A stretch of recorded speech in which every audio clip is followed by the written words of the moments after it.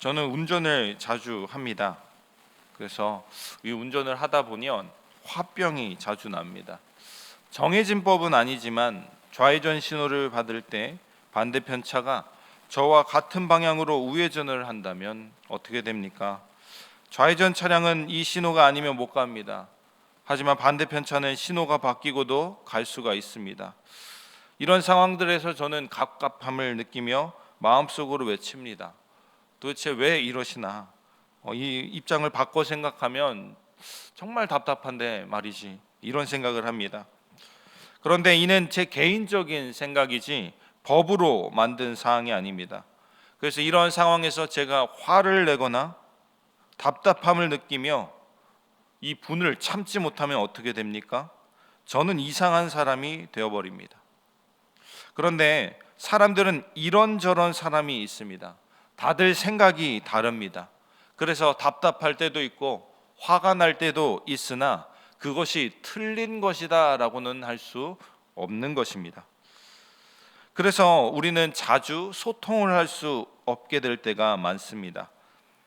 오늘은 그렇다면 건강한 공동체라면 어떤 공동체가 되어야 하는가라는 기준에서 말씀을 나누려 합니다.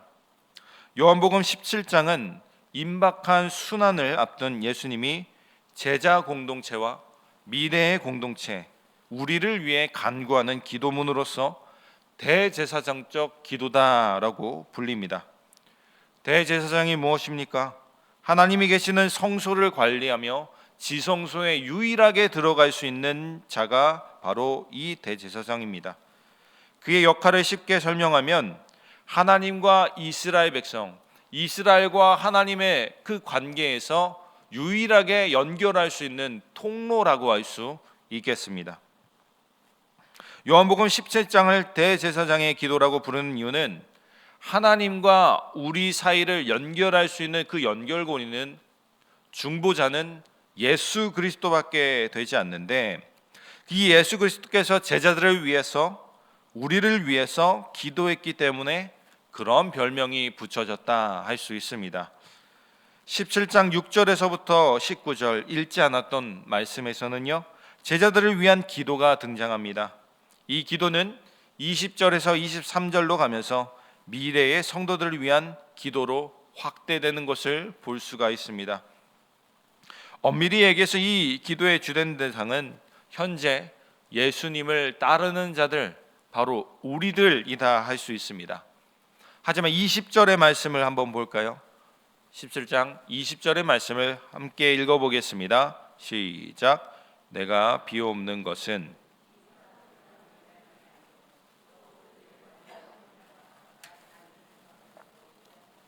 아멘. 여기서 이 사람들은 제자들입니다. 그들로 말미암아 나를 믿는 사람들은 미래의 성도들, 바로 우리를 뜻하는 것이죠. 그래서 우리를 위한 기도다라고 할 수 있는 것입니다. 이 제사장의 기도, 예수님의 기도, 예수님께서 하나님께 기도하는 내용의 핵심은 무엇일까요? 21절과 22절도 함께 읽어보겠습니다. 시작. 아버지여, 아버지께서 내 안에, 내가 아버지 안에 있는 것 같이 그들도 다 하나가 되어 우리 안에 있게 하사 세상으로 아버지께서 나를 보내신 것을 믿게 하옵소서. 내게 주신 영광을 내가 그들에게 주었사오니 이는 우리가 하나 된 것 같이 그들도 하나가 되게 하려 함이니이다. 아멘.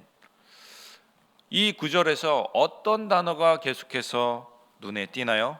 자주 등장합니까? 바로 하나됨입니다. 이 하나됨은 먼저 유대인들의 하나됨입니다.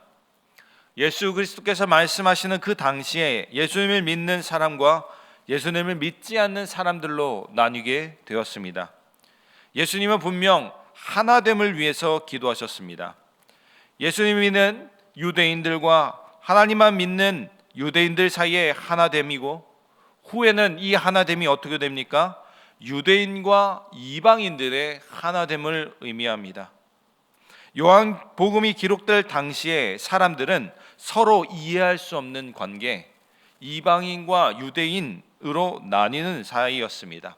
서로 다른 문화권에 가기 때문에 이 서로 다른 문화권에 있는 사람들이 하나가 된다는 것은 불가능한 일에 가깝다 할 수 있습니다. 이 하나됨은 이제 교회의 하나됨까지 이어집니다. 유대인과 이방인들의 하나됨과 마찬가지로 우리 교회도 하나가 되어야 된다라고 이야기합니다. 예수님이 이렇게 애타게 기도하시는 이유가 있습니다. 그만큼 하나가 되는 것이 어렵기 때문입니다. 예수 그리스도의 이후의 기도에는 하나됨의 기준에 대해서 나옵니다. 21절을 다시 보면요, 아버지여, 아버지께서 내 안에 내가 아버지 안에 있는 것 같이 그들도 다 하나가 되어 우리 안에 있게 하사 세상으로 아버지께서 나를 보내신 것을 믿게 하옵소서. 아멘. 여기서 하나됨의 원리가 무엇입니까? 아버지여, 아버지께서 내 안에 내가 아버지 안에 있는 것 같이, 예수 그리스도와 하나님이 하나 된 것 같이 하나가 되는 것입니다. 이 기도에는 아버지 하나님과 아들 예수 그리스도의 관계가 잘 나타나 있습니다. 아들과 아버지는 전적인 위임과 전적인 순종으로 하나가 되는 그런 관계입니다. 2절과 4절을 보시면 이 두 관계는 이렇습니다. 아버지는 아들에게 만민을 다스리는 권세를 주셨고 아들은 아버지에게 순종하여 아버지를 영화롭게 하였습니다. 쉽게 설명하자면 아버지는 아들에게 힘을 주신 것이고 아들은 순종한다는 것입니다.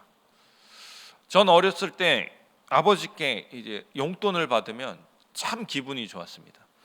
근데 용돈 말고도 심부름을 받을 때가 있습니다. 그때 저한테 이제 큰 시험이 이제 찾아옵니다. 제 시장을 볼 거는 장 볼 거리는 한 3,000원짜리인데 저한테 5,000원짜리 한 장을 주시는 겁니다. 그럼 이 2,000원은 어떻게 됩니까? 2,000원은 제 마음대로 써도 된다고 저는 어렸을 때 그렇게 생각했습니다. 이런 것 같이 저는 5,000원이라는 작은 돈을 받았지만 모든 힘을, 모든 것을 다 살 수 있다라는 생각을 가지고 이 슈퍼에 들어갑니다. 그리고 아버지가 말씀하신 이 장볼거리들과 제가 먹고 싶은 작은 것들을 사서 돌아가곤 했습니다. 이 예시로는 약간 이해하기는 힘들지라도 예수님은 엄청 큰 단돈 5,000원이 아니라 큰 권세를 받았습니다. 이 세상을 다스릴 권세를 다 받으셨습니다. 저처럼 슈퍼에서 모든 것을 살 수 있는 이 좁은 곳이 아니라 온 세계, 이 피조 세계를 다스릴 수 있는 그런 권한이 예수님께 주어졌습니다. 그러나 예수님께서는 이 모든 것을 제가 어렸을 때의 모습처럼 헛된 곳에 사용하지 않으셨습니다. 어떻게 합니까? 하나님의 말씀을 순종함으로 나아갔습니다. 이 둘의 신뢰 관계가 참으로 중요합니다. 우리에게도 이러한 신뢰 관계가 있어야 한다는 것입니다. 우리는 먼저 하나님의 복음을 받고 이 세상에 살아갈 용기를 얻고 이젠 우리는 하나님의 복음에 참여한 사람, 하나님의 사랑하고 이웃을 사랑하는 순종을 해야 합니다. 그리고 우리의 사랑을 통해 또 다른 누군가는 용기를 얻게 되고 하나님을 사랑하고 이웃을 순종하는, 사랑하는 그 순종을 하게 될 것입니다. 예수 그리스도께서는 우리를 위해 기도하셨고 그 기도의 중심의 내용은 하나됨입니다. 그리고 그 하나됨의 기준은 하나님과 예수 그리스도의 하나됨, 사랑과 베품과 순종의 사랑의 연쇄작용이라 했습니다. 또한 여기서 하나됨이 하나님과 예수님이 하나됨 같이 우리 공동체도 서로가 그런 공동체가 되어야 된다는 것입니다. 서로를 신뢰하지 않으면 모든 권한을 줄 수가 없습니다. 서로를 신뢰하지 않으면 저 사람이 어떤 의도로 내게 이런 권세를 주었는지, 이런 역할을 주었는지 이해할 수 없습니다. 그렇기 때문에 우리 공동체는 이러한 신뢰 관계의 바탕으로 진행되어야 합니다. 많은 피택자들이 세워졌습니다. 이런 상황 가운데에서 그들에게 하나님의 권세, 교회의 힘이 들어갔습니다. 그렇다면 우리 교회는 그들을 전심을 다해 도와야 하고, 피택자들은 어떻게 해야 될까요? 그 모든 것들을 함부로 사용하는 것이 아니라 하나님을 위해서, 교회를 위해서, 교회에 순종하는 마음으로 다할 때 우리 공동체는 하나가 될 수 있고 더 앞으로 나갈 수 있는 공동체가 되는 것입니다. 예수 그리스도께서는 이 하나됨의 원리를 우리에게 알려주셨습니다. 이는 신뢰를 바탕으로 할 수 있습니다. 이 권세를 저 사람한테 주었을 때, 이 역할을 저 사람한테 주었을 때 저 사람이 잘못 행동하면 어떡하지? 이런 불신이 가득한다면 그 사람에게 모든 것을 맡길 수가 없습니다. 마찬가지로 한 사람이 교회에 순종하는 마음이 없을 때 우리는 하나가 될 수 없습니다. 이 원리를 잘 지킬 수 있는, 서로 신뢰하여 기댈 수 있는 그런 공동체가 되었으면 좋겠습니다. 서로의 마음을 나쁘게 해석하지 않고 늘 좋게 해석할 수 있는 우리 공동체가 되길 간절히 소망합니다. 부정적인 말은요, 하나님의 사랑, 하나님의 사역, 하나됨을 방해합니다. 저는 사단이 우는 사자와 같이 달려든다는 말이 다 대놓고 우리한테 달려든다라는 말일 수도 있겠지만 그만큼 무섭게 우리에게 다가온다는 말도 된다 할 수 있습니다. 부정적인 말은요, 우리의 마음을 휘어잡습니다. 아무리 좋은 사람도 부정적인 이야기 몇 가지를 듣다 보면요, 정말 그런가? 라는 그 부정적인 마음으로 마음이 흔들립니다. 오염된 것이죠. 적어도 우리는 다른 이들을 흔들리게 만드는 사람은 되어서는 안 됩니다. 더 나아가서 예수님께서 하나님을 신뢰하듯 하나님께서 예수 그리스도를 신뢰하듯 서로 신뢰해야 합니다. 이런 자세는 부정적인 말을 삼가고 그런 장소에 멀리하는 것에서 시작됩니다. 이런 하나가 되고 서로가 서로를 잇는 하나님과 예수 그리스도의 사이에 예수 그리스도가 중보자가 된 것처럼 성도와 성도 사이의 중보자가 되어서 여러분들이 갈등을 해결하고 하나됨의 공동체를 이룰 수 있기를 간절히 소망합니다. 그렇다면 이 하나됨의 목적이 무엇입니까? 그냥 하나됨 자체가 목적입니까? 아닙니다. 예수 그리스도께서 왜 하나됨을 이야기하시는지 23절의 말씀을 한번 살펴보겠습니다. 23절의 말씀 함께 읽어보겠습니다. 시작. 곧 내가 그들 안에 있고 아버지께서 내 안에 계시어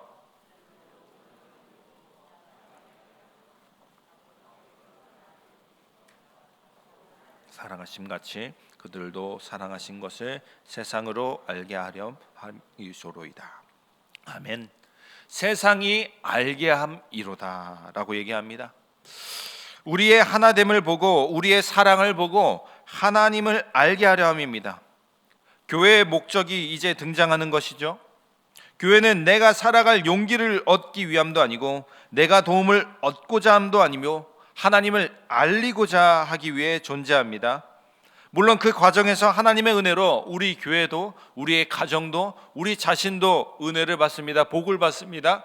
하지만 이는 과정에 불과합니다. 목적이 아닙니다. 목적은 무엇입니까? 온 세상이 하나님의 복된 소식을 알게 하려면 있습니다. 하지만 이러한 도움, 은혜를 그 과정에서 얻을 수 있습니다. 그 은혜를 구하는 것이 잘못된 것은 아니라는 것을 확실히 하고 넘어가고자 합니다. 하지만 하나님을 알리지 못하는 그 모임은 그저 협동조합이지 교회가 아닐 것입니다. 세상이 우리를 보며 욕하는 근거가 있지도 않는 신을 있다며 고생하며 산다는 것 괜찮습니다. 하지만 우리를 보며 매번 싸우기만 하는 집단이다 라고 욕하면 우리에겐 희망이 없습니다. 이를 그냥 무시할 수는 없는 것입니다. 그렇지만 우리가 하나 되는 것은 힘듭니다. 왜 그렇습니까? 당연할지도 모르겠습니다. 우리는 욕심을 가질 수밖에 없으며 자신의 안정을 취하는 것을 선호할 수밖에 없으며 그것이 아니더라도 두려울 수밖에 없는 존재들이기 때문입니다. 매일매일의 삶에서 나를 챙기지 않으면, 내 몫을 챙기지 않으면 잃어버릴 것이다 라는 두려운 말입니다. 그렇지만 하나님께서 우리에게 하나됨을 명하셨습니다. 우리는 그 답을 이미 알고 있습니다. 하나님의 사랑으로 우리는 하나가 될 수 있습니다. 초대교회에서 가장 큰 이슈는 무엇입니까? 유대인들과 이방인 성도들의 화합이었습니다. 이는 한 번에 단 하루 만에 하루아침에 해결될 수 있는 것이 아니었습니다. 그들은 어떻게 했습니까? 이제 나를 보지 않고 남을 보지 않고 하나님의 사랑만을 보았습니다. 내가 얼마나 사랑을 베풀었는데 생각하지 아니하고 저 사람은 도대체 왜 은혜를 베풀지 않는가를 보지 아니하고 하나님께서 허락하신 은혜를 바라보았습니다. 하나님의 사랑을 바라보았습니다. 내게 주신 은혜, 내게 영원한 생명을 주신 분, 내 믿음을 이어나가도록 도움을 주신 그 교인들, 교회를 통해 하나님의 사랑을 보게 하셨습니다. 그러자 분열이 점점 옅어지기 시작했습니다. 누군가의 도움을 받은 우리는 더 이상 자랑할 것이 없습니다. 유대인들의 자랑거리가 무엇이었습니까? 하나님의 백성으로 선택되었다, 우린 그런 민족이다 라는 자부심이 있었습니다. 그런데 예수 그리스도께서 죽임당하심으로 그들은 자랑할 수 없게 되었습니다. 오히려 자신들의 신분이 부끄러움이 되었습니다. 이방인들의 부유함, 지식, 그러한 지식과 부유함으로 의미 없는 삶을 살게 되고 남에게 피해를 주게 된 사실로 모두가 부끄러움을 당하게 되었습니다. 우리도 마찬가지입니다. 어느 사람 하나도 어떤 사람도 하나님 앞에서 당당할 수 없고 오히려 부끄러울 수밖에 없는 것입니다. 하나님의 은혜를 기억하면 그 자리에 무엇이 남느냐? 나의 자랑과 나의 티끌은 사라지고 사랑만이 남게 됩니다. 그리고 이 연합의 목적, 그 목적이 무엇입니까? 바로 선교입니다. 세상이 알고 예수 그리스도를 믿도록 하는 것이 가장 중요하다라고 할 수 있겠습니다. 우리 공동체는 서로 하나됨으로 말미암아 선교적인 역할을 감당할 수 있게 됩니다. 만약 우리가 하나 되지 못한다면요, 예수님께서 하나님을 사랑하듯 하나님이 예수님을 사랑하듯 사랑하지 못하면요, 어떻게 될까요? 분열할 수밖에 없습니다. 앞서 이야기한 것처럼 자신의 욕심을 채울 수밖에 없는 존재들이 될 수밖에 없습니다. 그러기에 우리는 더욱 하나님의 은혜를 기억해야만 합니다. 하나님의 은혜를 기억할 때에 우리는 하나가 되고 그 하나됨의 목적인 선교에 임할 수 있습니다. 복음을 전하며 살아갈 수 있는 것입니다. 하나님이 아들을 사랑하듯 우리도 서로를 사랑하길 바랍니다. 하나님이 예수 그리스도께 모든 것을 내어주셨듯이, 모든 권한을 내어주셨듯이 우리 공동체를 도와주고 우리 공동체를 바로 세울 수 있는 여러분들 모두가 되길 간절히 소망합니다. 예수님이 하나님을 사랑하신 것 같이 여러분들도 교회를 사랑하고 교회에 순종했으면 좋겠습니다. 그 하나됨에서 하나님을 선교하는 여러분들 모두가 되기를 간절히 소망합니다. 하나님께서 아들을 사랑하셨고 파송했다는 그것과 우리를 사랑한다는 그것을 깨닫기 위해 필수적인 조건은 분열된 자들의 연합이다 할 수 있겠습니다. 이 하나됨의 역사를 목도할 수 있는 여러분들 모두가 되기를 간절히 소망합니다. 기도하겠습니다.